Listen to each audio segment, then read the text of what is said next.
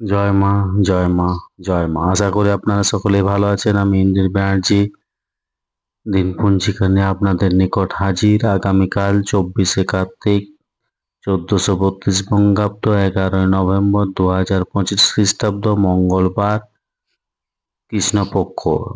সূর্য উদয় হবে ভোর 5টা 52 এবং সূর্য অস্ত যাবে সন্ধ্যা 4টা 52। ষষ্ঠী স্থায়ী থাকছে ভোর 6টা 16 পর্যন্ত, পরে সপ্তমী শেষ রাত্রি 4টা 58 পর্যন্ত। পুষ্যা নক্ষত্র রাত্রি 12টা 39 পর্যন্ত। জাতক জাতিকার জন্মের ক্ষেত্রে কর্কট রাশি বিপ্রবর্ণ দেব নক্ষত্রে চন্দ্রের ও বিংশতি শনির দশা রাত্রি 12টা 39 পর, রাক্ষসগণ বিংশতি বুধের দশা। মৃত্যুর ক্ষেত্রে একপাদ দোষ ভোর 6টা 16 পর এবং শেষ রাত্রি 4টা 58 এর মধ্যে দ্বিপাদ দোষ।